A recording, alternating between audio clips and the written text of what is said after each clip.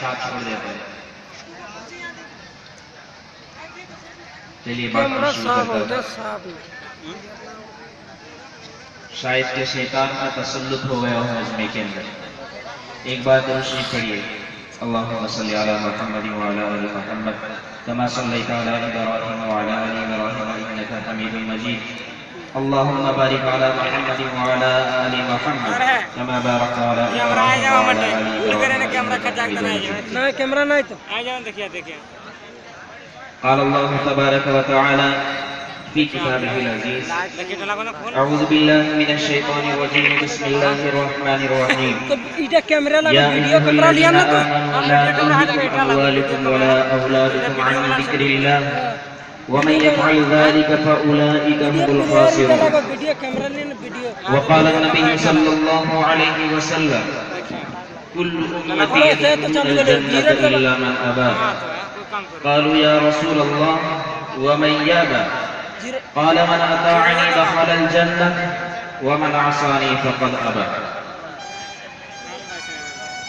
معزز حاضرین، رات کا کافی حصہ گزر چکا ہے اور یہ وقت آپ لوگوں کے لیے بڑا قیمتی سونے کا وقت ہوتا ہے.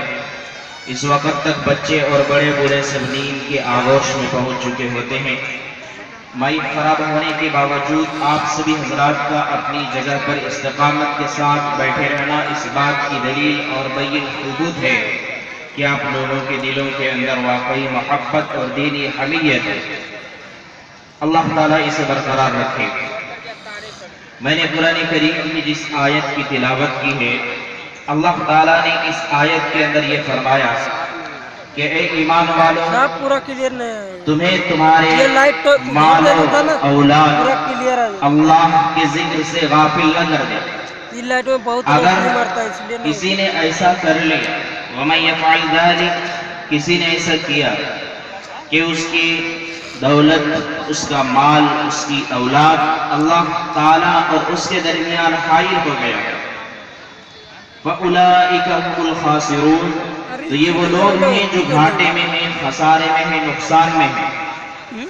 اللہ تعالیٰ نے اس آیت کے اندر ہم سب کو یہ بتلایا ہے کہ خالق اور مخلوق کے درمیان کبھی مال و دولت اور اولاد حائل نہ ہو سکے.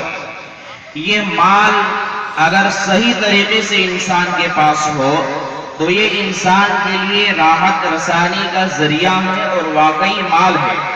اور اگر اس کا صحیح حق ادا نہ کیا جائے تو یہ مال نہیں بلکہ انسان کے لیے وبال ثابت ہوتا ہے. میرے بھائیوں، اسی طرح سے اولاد کے بارے میں اللہ تبارک و تعالیٰ نے یہ فرمایا کہ کبھی اولاد کی محبت اور اولاد اللہ اور مخلوق کے درمیان حائل نہ ہو جائے. اگر کبھی ایسا ہو گیا تو تم خسارے میں اور گھاٹے میں رہو گے. دیکھیے، ہر آدمی کے دل میں اپنی اولاد سے اور اپنی دولت سے، مال و ثروت سے محبت یقیناً ہوتی ہے، مگر اللہ تعالیٰ نے قرآن کریم کے دوسرے مقام پر فرمایا والذین آمنوا اشد حبا للہ، جو لوگ ایمان والے ہیں، جن کے دلوں کے اندر ایمان ہو، ان کے اندر اللہ تعالیٰ کی محبت بڑی سخت اور مضبوط ہوتی ہے.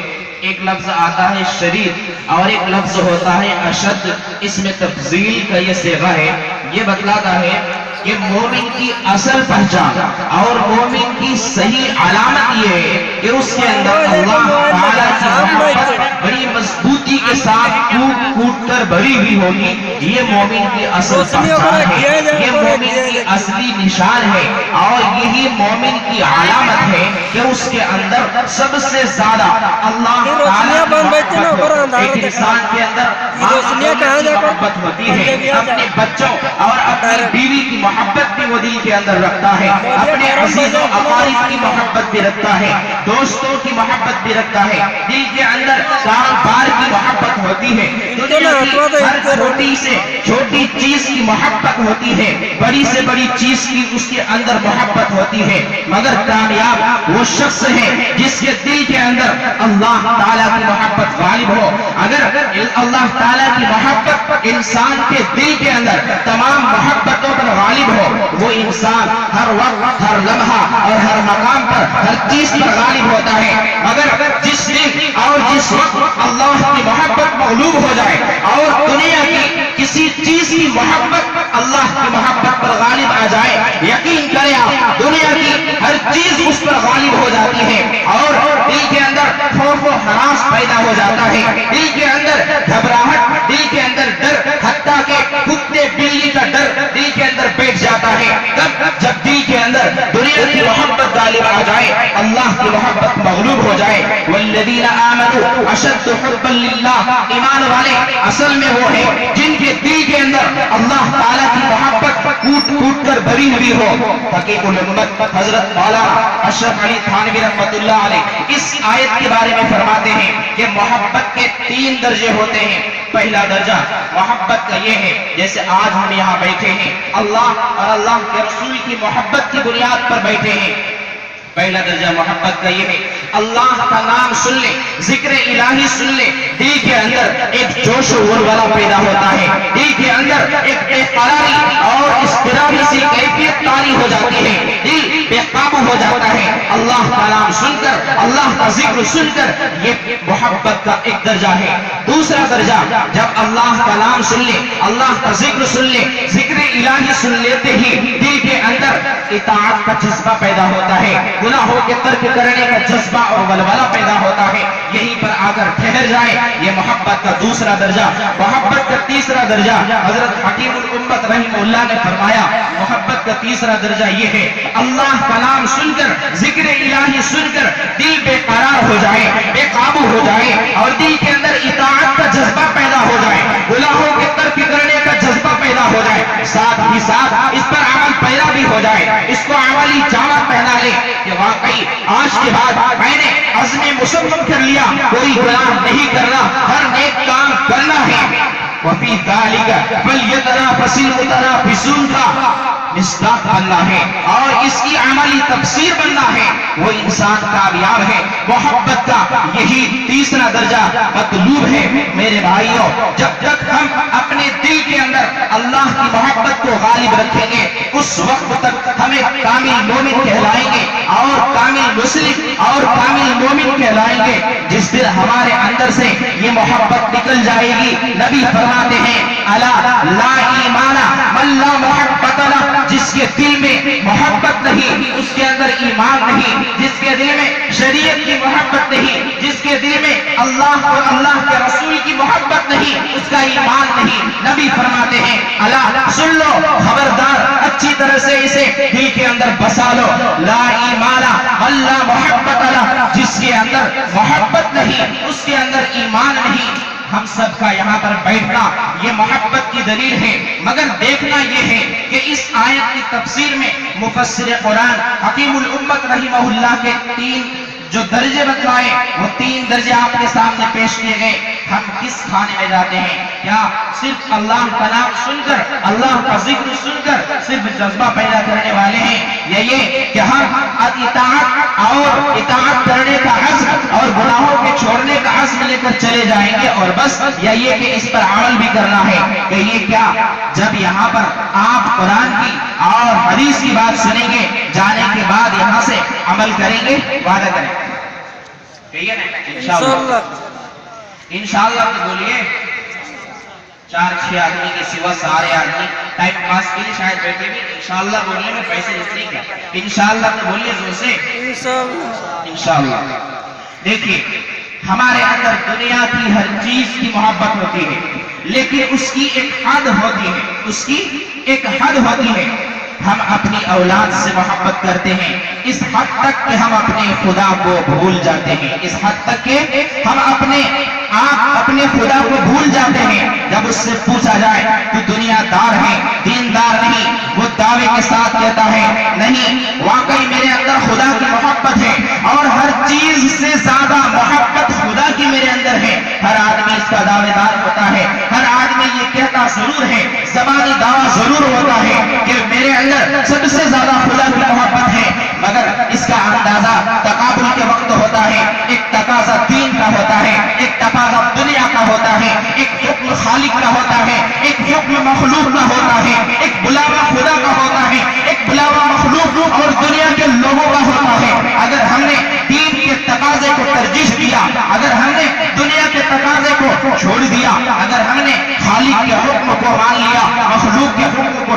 گا اگر ہم نے دین کے تقاضے کو پورا کرتے ہوئے ہم نے شریعت کی ہر بات کو مان لیا اور شریعت کے خلاف تمام باتوں کو چھوڑ دیا، سمجھا جائے گا واقعی اپنے دعوے میں سچا ہے، اللہ کی محبت اس کے دل کے اندر ہے، مگر اس شخص کے اندر یہ دعویٰ اس وقت جھوٹا ثابت ہو جائے گا جب ایک طرف خالق کا بلاوا آئے، ایک طرف خدا کا حکم آ جائے، ایک طرف خالق کا حکم آ جائے، دوسری طرف مخلوق کا حکم آ جائے، وہ انسان خالق کا حکم چھوڑ دے، مخلوق کا حکم اپنا لے، مخلوق کے حکم کو ترجیح دے۔ قرآن کہتا ہے بل تؤثرون الحیات الدنیا، تم تو دنیاوی زندگی کو ترجیح دیتے ہو، اے لوگوں دنیاوی زندگی کو ترجیح کیوں دیتے ہو؟ والآخرۃ خیر وابقا، آخرت کی جو زندگی ہے یہ بڑی بہتر زندگی ہے اور سب سے اعلیٰ تر زندگی ہے اور بڑی دیر پا زندگی ہے۔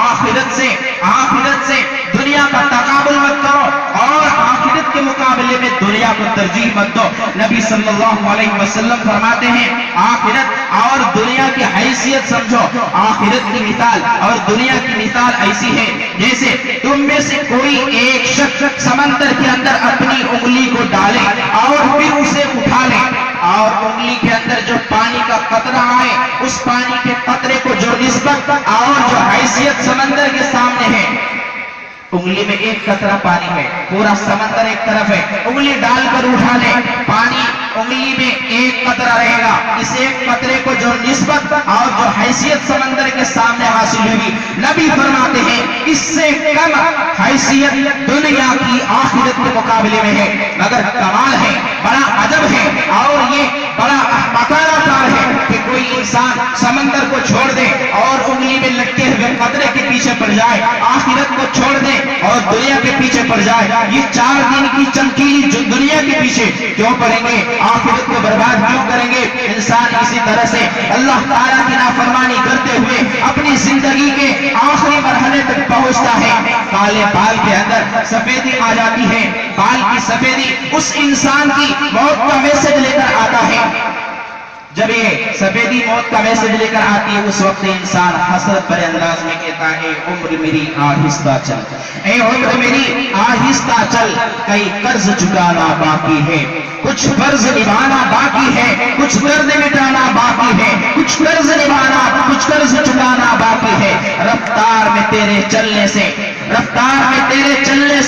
کچھ ٹوٹ گئے، کچھ چھوٹ گئے، رفتار میں تیرے چلنے سے کچھ روٹ گئے، کچھ چھوٹ گئے، روٹوں کو منانا باقی ہے، روٹوں کو ہنسانا باقی ہے، کچھ رشتے بن کر ٹوٹ گئے، کچھ جڑتے جڑتے چھوٹ گئے، کچھ رشتے بن کر ٹوٹ گئے، کچھ جڑتے جڑتے چھوٹ گئے، ان ٹوٹے چھوٹے رشتوں کے زخموں کو مٹانا باقی ہے۔ اے عمر میری آہستہ چل، اے عمر میری آہستہ چل، کئی قرض چکانا باقی ہے۔ مگر موت اپنے وقت پر جب آ جاتی ہے اور موت اسے لے کر دار بقا کی طرف چلی جاتی ہے، جب انسان وہاں پہنچتا ہے، انسان جب وہاں پہنچتا ہے اور اپنے کالے کرتوت کو دیکھتا ہے، اللہ تبارک و تعالیٰ کے سامنے جا کر جھکتا ہے، میں نے ایسا تو نہیں کیا، میں نے ایسا تو نہیں کیا۔ اللہ تبارک و تعالیٰ کل قیامت کے دن فرمائیں گے، قرآن صاف اعلان کر کے کہتا ہے ایک انسان اپنے کالے کرتوت کو وہاں پر جا کر جھٹلائے گا، وہاں جا کر کہے گا میں نے ایسا نہیں کیا،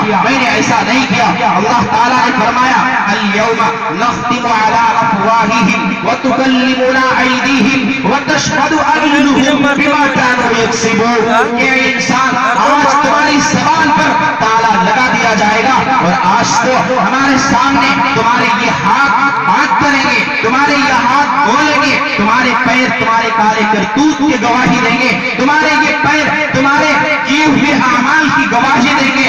میرے بھائیوں، اللہ تبارک و تعالیٰ کے سامنے کیا ہم جھٹلائیں گے؟ اللہ تبارک و تعالیٰ نے ہمارے ہاتھ کے ذریعے، ہمارے پیروں کے ذریعے جو بات کرنے کا انتظام کیا، کیا کر ہم کہیں گے ہمارے یہ پیر بھی جھوٹ بول رہے ہیں، ہمارے یہ ہاتھ بھی جھوٹ بول رہے ہیں؟ حقیقت روبرو ہو تو اداکاری نہیں چلتی، حقیقت روبرو ہو تو اداکاری نہیں چلتی، خدا کے سامنے بندوں کی مکاری نہیں چلتی۔ تمہارا دبدبا لوگوں، تمہارا دبدبا لوگوں یہاں بس زندگی تک ہے، تمہارا دبدبا لوگوں یہاں بس زندگی تک ہے۔ قبر کے اندر کسی کی زمینداری نہیں چلتی کہ بڑا سرپنچ تھا، بڑا مکھیا تھا، بڑا سردار تھا، بڑا M P M L A leader تھا، کچھ بھی نہیں۔ وہاں جانے کے بعد ایک انسان اپنے کیے ہوئے اعمال کو جب جھٹلائے گا، انسان کے ہاتھ پیر گواہی دینے لگیں گے، میرے بھائیوں انسان کہے گا یہ تو میں نے نہیں کیا، میں نے اپنے بڑوں سے سنا اور ان بڑوں نے مجھے جو کچھ کہا میں نے وہ کیا۔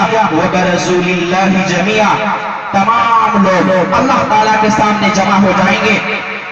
فقال الضعفاء للذين استكبروا إنا كنا لكم تبعا فهل أنتم مغنون عنا من عذاب الله من شيء قالوا لو هدانا الله لهديناكم سواء علينا أجزعنا أم صبرنا ما لنا من محيص۔ کہ دیکھو چھوٹے لوگ کہیں گے بڑے لوگوں سے ہم تو تمہاری اتباع میں، تمہاری پیروی میں ہر کام کیا کرتے تھے نا، آج اللہ تعالیٰ کے عذاب میں سے کچھ کم کر سکتے ہو تو کرو نا۔ وہ کہیں گے لو ہدانا اللہ لہدیناکم، اگر ہمیں کوئی بچ کر کے پتلی گلی سے نکلنے کا راستہ مل جائے تو تمہیں بھی بتا دیں گے، تمہیں بھی بتا دیں گے کہ تم کدھر سے بچ کر نکلو گے۔ لیکن یہ قیامت کا میدان ہے، یہ قیامت کا میدان ہے، اللہ تعالیٰ کے سامنے ہے۔ سواء علینا اجزعنا ام صبرنا ما لنا من محیص، آج ہم روئیں، گڑ گڑائیں، چیخ اور پکار کر لیں، آج ہمارے لیے دو بھی چیز برابر ہے، صبر کر لیں یا روئیں دھوئیں، ہمارے لیے کوئی مددگار نہیں، ہمارے لیے بچنے کی کوئی پناہ گاہ نہیں، بچنے کی کوئی جگہ نہیں۔ وقال الشیطان لما قضی الامر ان اللہ وعدکم وعد الحق ووعدتکم فاخلفتکم وما كان لي عليكم من سلطان إلا أن دعوتكم فاستجبتم لي فلا تلوموني ولوموا أنفسكم ما أنا بمصرخكم وما أنتم بمصرخي۔ جب معاملے کا فیصلہ ہو جائے گا، وقال الشیطان لما قضی الامر، جب معاملے کا فیصلہ ہو جائے گا شیطان کہے گا ان اللہ وعدکم وعد الحق، اللہ تعالیٰ نے تم سے ایک وعدہ کیا تھا جو برحق وعدہ تھا، سچا وعدہ تھا۔ ووعدتکم فاخلفتکم، میں نے بھی ایک وعدہ کیا تھا جو خلاف وعدہ تھا، اور وہ تو بوکس بات تھی، میں نے تمہارے گلے میں رسی نہیں ڈالی تھی، میں نے تمہیں مجبور نہیں کیا تھا۔ اللہ تعالیٰ نے جو وعدہ کیا تھا وہ سچا تھا، میں نے جو وعدہ کیا تھا وہ غلط تھا۔ وَوَعَدْتُكُمْ فَأَخْلَفْتُكُمْ وَمَا كَانَ لِي عَلَيْكُمْ مِنْ سُلْطَانٍ، میرا تمہارے اوپر کوئی زور و زبردستی تو نہیں تھی نا، میں نے تمہارے اوپر کوئی زور تو نہیں ڈالا تھا نا۔ إِلَّا أَن دَعَوْتُكُمْ فَاسْتَجَبْتُمْ لِي، میں نے تمہیں بلایا، تو نے لبیک کہا، میں نے تجھے آواز دی، تو نے میرا ساتھ دیا۔ فَلَا تَلُومُونِي وَلُومُوا أَنفُسَكُمْ، آج تم مجھے برا مت کہو، اپنے آپ کو برا کہو، اپنے آپ کو برا بھلا کہہ دو جتنا کہنا ہے۔ کیوں؟ اس لیے ما انا بمصرخکم وما انتم بمصرخی، نہ تو میں تیرا مددگار نہ تو میرا مددگار، کچھ بھی نہیں ہوتا۔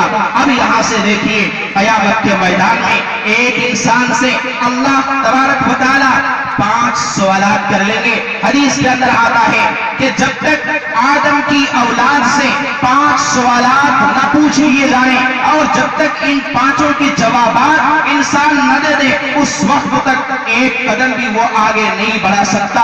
سب سے پہلے نمبر پر اس سے پوچھا جائے گا تم نے اپنی عمر کو کہاں پر خرچ کیا، تم نے اپنی عمر کو کس مقام پر صرف کیا۔ ہمارے عمر کے بارے میں، لمبی زندگی کے بارے میں قیامت کے دن اللہ تبارک و تعالی ہم سے سوال کر لیں گے، اتنی لمبی عمر کو، 50 سال کی عمر، 60 سال کی عمر، 70 اور 100 سال کی عمر کو تم نے کہاں پر خرچ کیا۔ دوسرے نمبر پر سوال ہوگا ہماری جوانی اور ہماری صحت اور تندرستی کے بارے میں۔ رب پوچھ لے گا کہ میں نے تمہیں صحت عطا کی، تمہیں بیماری سے محفوظ رکھا، تمہیں تندرستی عطا کی، اس تندرستی کو تو نے خرچ کہاں کیا۔ تیسرے نمبر پر ہم سے پوچھا جائے گا علم کے بارے میں، تو نے جو علم حاصل کیا اس پر عمل کس قدر کیا، تمہیں علم جو ملا تھا کسی عالم کے ذریعے سے یا کسی مبلغ کے ذریعے سے یا تبلیغ کرنے والے جماعت والوں کی طرف سے، اس پر عمل کس قدر ہوا۔ ایک سوال یہ ہوگا، اگر کوئی یہ کہے کہ میں نے تو علم حاصل کیا ہی نہیں تھا، تو سوال یہ بھی ہوگا کہ تو نے علم حاصل کیوں نہیں کیا تھا۔ سوال یہ بھی ہوگا۔ کچھ لوگ اس دور کے جو ڈگری کالج وغیرہ سے فارغ ہو کر کے آئے وہ کہہ دیں گے میں تو ایم اے بی اے کر کے ڈگری کر کے یہ کر کے وہ کر کے بہت کچھ کر کے بہت ساری سرٹیفکیٹ وغیرہ لے کر کے آیا ہوں. اللہ تبارک و تعالیٰ کے یہاں یہ ڈگریاں چلنے والی نہیں ہے. پوچھا جائے گا بتاؤ شریعت کے بارے میں کیا کچھ کر کے آیا ہے, شریعت کا علم حاصل کیا ہے یا نہیں. قیامت کے دن کیا ہم جواب دیں گے کہ فلاں کالج سے ہم فارغ ہو کر آئے تھے, فلاں اسکول سے ہم فارغ ہو کر آئے تھے, انجینئرنگ کر کے آئے تھے اور یہ کر کے آئے تھے؟ نہیں. سنیے, نبی کے دور میں نبی کے سامنے حضرت عمر رضی اللہ تعالی عنہ نے کوئی غلط کام نہیں کیا, توریت کا نسخہ اٹھا کر کے پڑھنا شروع کیا.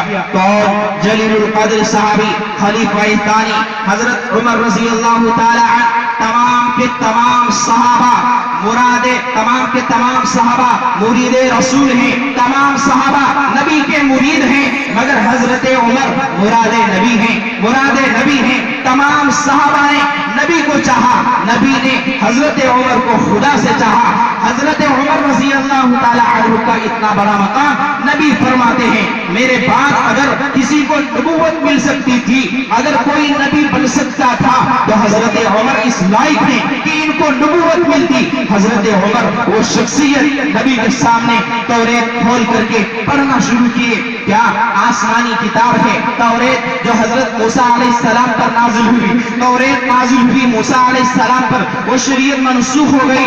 وہ کتاب حضرت عمر رضی اللہ تعالیٰ عنہ کھول کر بیٹھے, ہندی انگلش اور کالج کی کوئی کتاب لے کر نہیں, آسمانی کتاب خدا کی کتاب لے کر حضرت عمر بیٹھ کے پڑھنے کے لیے.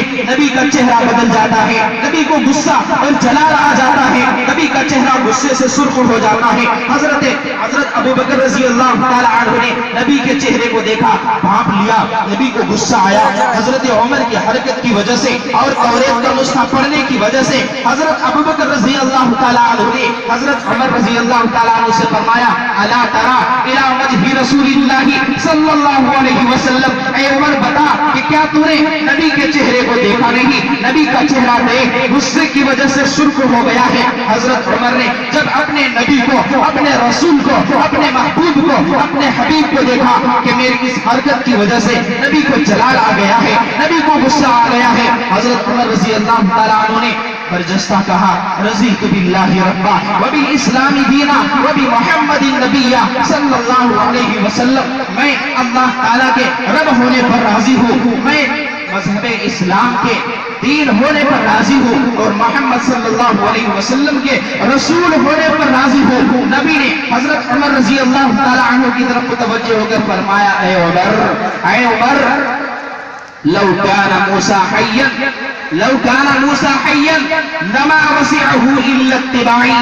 آج توریت کا آپ لے کر بیٹھے ہیں, یہ توریت جس شخصیت پر اور جس ذات پر نازل ہوئی تھی نا, اگر وہ بھی آج زندہ ہوتے, لو كان موسى حيا, اگر آج موسیٰ علیہ السلام بھی زندہ ہوتے, لما وسعه الا اتباعي, میرے اتباع اور میری پیروی کے بغیر ان کو بھی چارہ نہیں ملتا. یہ تم کیا کر رہے ہو, توریت تو کوئی غلط کتاب نہیں. میرے بھائیوں, حضرت عمر نے کتنا بڑا جرم کیا, کتنا بڑا برا کام کیا کہ نبی کو غصہ آ گیا. نبی کے سامنے قرآن کو چھوڑ کر حضرت عمر نے توریت کا نسخہ اٹھا لیا. آج ہم نے امت محمدیہ نے قرآن کو چھوڑا ہے, نبی کے فرمان کو چھوڑا ہے, قرآن کو چھوڑ کر بولو کہ نبی کو ہم ناراض کر رہے ہیں یا نبی کو خوش کر رہے ہیں. میرے بھائیوں, قرآن کریم کو چھوڑنا یہ ہمارے لیے بدبختی ہے. قرآن کریم کو چھوڑنا نبی کو ناراض کرنے کا باعث اور نبی کو ناراض کرنے کا ذریعہ ہے. دنیا کے شاعروں کا دیوان پڑھ کے دیکھو, دنیا کے شاعروں کا دیوان پڑھ کے دیکھو, پھر اس کے بعد رب کا قرآن پڑھ کے دیکھو, آنکھیں بھی ہوں گی روشن, آنکھیں بھی ہوں گی روشن, دل بھی بنے گا گلشن. تم صرف ایک سورہ رحمان پڑھ کے دیکھو, جینا بھی ہوگا آسان, مرنا بھی ہوگا آسان, جینا بھی ہوگا آسان, مرنا بھی ہوگا آسان. نبی کے عاشقوں کا حال ایمان پڑھ کے دیکھو, بہشتے بری کا رستہ, بہشتے بری کا رستہ تم کو ملے گا سیدھا, بہشتے بری کا رستہ تم کو ملے گا سیدھا. تم صرف سرکار دو جہاں کا فرمان پڑھ کے کے دیکھو میرے بھائیوں، نبی صلی اللہ علیہ وسلم نے جو کتاب ہمیں دی ہے، یہ کتاب ہمیں یوں ہی نہیں ملی. اللہ تبارک و تعالیٰ نے یوں فرمایا ثم اورثنا الکتاب الذین اصطفینا من عبادنا، ہم نے اس کتاب کا وارث ان لوگوں کو بنایا اپنے بندوں میں سے جن کو ہم نے منتخب کر لیا ہے، جن کو ہم نے سلیکٹ کر لیا ہے اور جن کو ہم نے چن لیا ہے. یعنی ایمان والے بندوں کے لیے ہم نے اس قرآن کو وراثت کے طور پر دیا ہے. نبی پاک صلی اللہ علیہ وسلم نے فرمایا ترکت فیکم امرین لن تضلوا ما تمسکتم بہما کتاب اللہ و سنت رسولہ صلی اللہ علیہ وسلم. نبی فرماتے ہیں کہ میں تمہارے بیچ دو چیزیں چھوڑ کر جا رہا ہوں. نمبر ایک اللہ کی کتاب، نمبر دو اللہ کے رسول کی سنت. لن تضلوا ما تمسکتم بہما، جب تک تم ان دونوں چیزوں کو مضبوطی کے ساتھ پکڑے رہو گے کبھی گمراہ نہیں ہو سکتے. میرے بھائیوں، یہ دو پیغام دے کر میں جاتا ہوں. بڑے باوقار اور معزز مہمان خصوصی ہمارے بیچ تشریف لا چکے ہیں. اب میں نہیں چاہتا کہ آپ حضرات کے بیچ اور اپنے مہمان خصوصی کے بیچ زیادہ دیر تک حائل رہو. پیام انسانیت کے اس اسٹیج سے میں یہ پیغام دے کر جاتا ہوں، قرآن کو اور نبی کی سنت کو کبھی نہیں چھوڑنا، کیونکہ نبی نے فرمایا ہے یہی دو چیزیں ہمارے لیے استقامت فی الدین کا ذریعہ ہے. اگر ہم استقامت چاہتے ہیں دین میں، قرآن کو اور حدیث کو لازم پکڑ لیجئے. پھر انشاءاللہ کبھی موقع ملا تو ضرور ان تمام باتوں کا اعادہ بھی ہوگا اور تفصیلاً گفتگو ہوگی. اللہ تبارک و تعالی ہم سب کو ان تمام باتوں پر عمل کی توفیق بخشے. وما علینا الا البلاغ.